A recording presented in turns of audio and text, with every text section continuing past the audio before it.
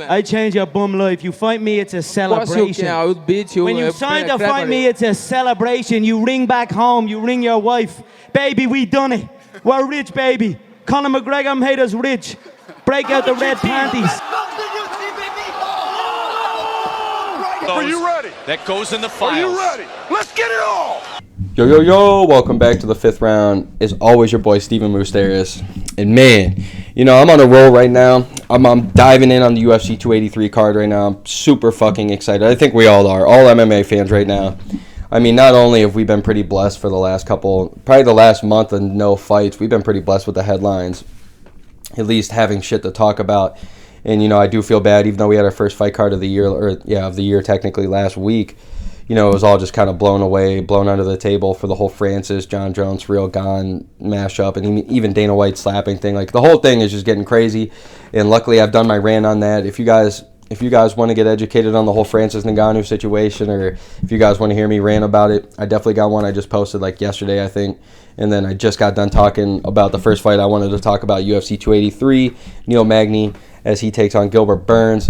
And, you know, this only leads me into the co-main event. And probably, like, this is tough for me. When I was looking at the card just a couple days ago, you know, I'm sitting there like, man, like, you know, I get, like, Deiveson Figueiredo and Brandon Moreno. I get that they're only 125ers. I get that. And I get that we got the light heavyweight the belt on the line, 205. We got Jamal Hill who's knocking out everybody. We got Glover Teixeira, the legend of the sport. Like, I get the 205's kind of a little more prestigious, but, man, like, as a fan of me in MMA, like the diehard fan of me, like I think I'd rather watch the Figueiredo versus Moreno fight.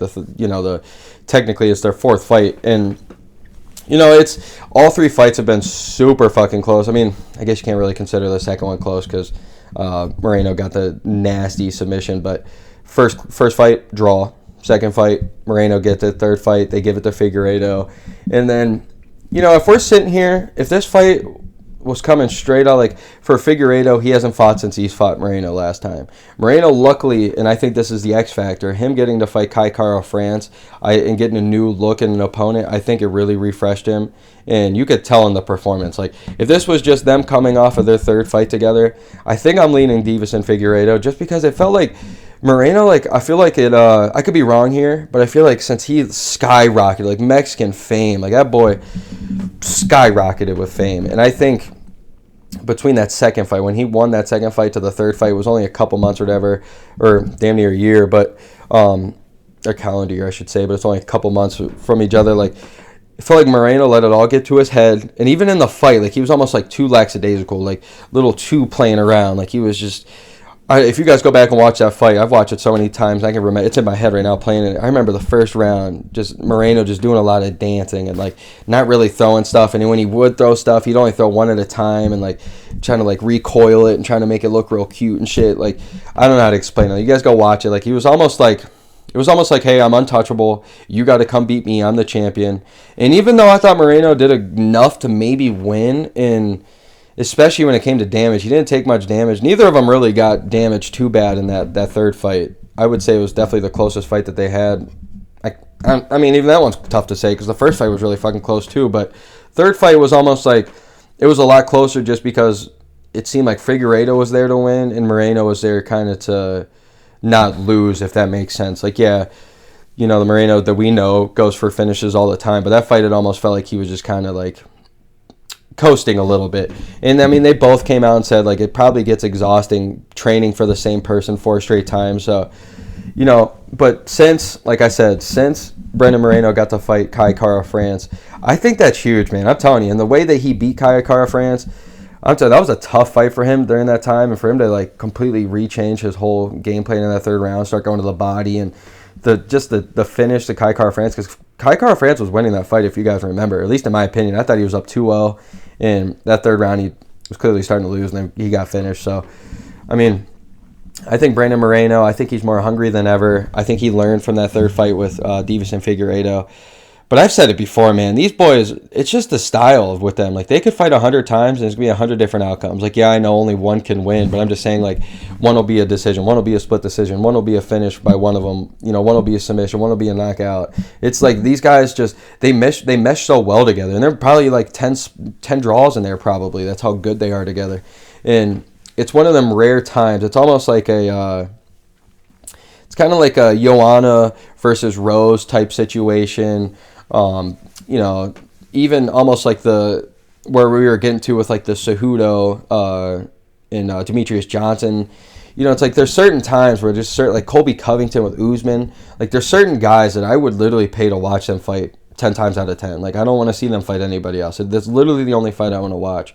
And it's kind of like that way with like Amanda Nunes and Valentina Shevchenko. Like, just there's something about when two guys get together, two girls like start fighting each other, and they're just something about their matchups and their styles that just come together, and it's almost beauty. You can see the art out of it. It's literally just pure art, and that's what I get with Deiveson Figueiredo and Brandon Moreno. It's just so beautiful, the movement, and even we all know smaller weights and shit. Like, they're so fucking talented and so overall put together. They're just so much more well-rounded than your heavier guys. Like, don't get me wrong, the Surreal Gons, the John Jones, there's like certain guys out there that are very talented, but for the most part, when we're talking pound for pound average, you know, the average fighter of the division, like the smaller guys are definitely more well-rounded. You learn a lot more, you're faster, there's a lot more going on compared to the bigger guys, you know, less power is going on, all that shit. So it does make sense, but man, it's just the scrambles that these guys have, the transitions these guys have, literally just how they could be in a clinch, throwing knees, once throwing a knee, once throwing an elbow, they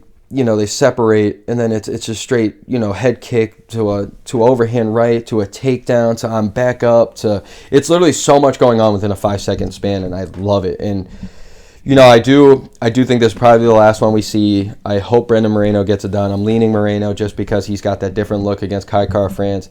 He's kind of refreshed now. He's got to see a whole new opponent, a whole new game plan. And I think it's going to help him a lot compared to a Figueiredo who's been out for a while.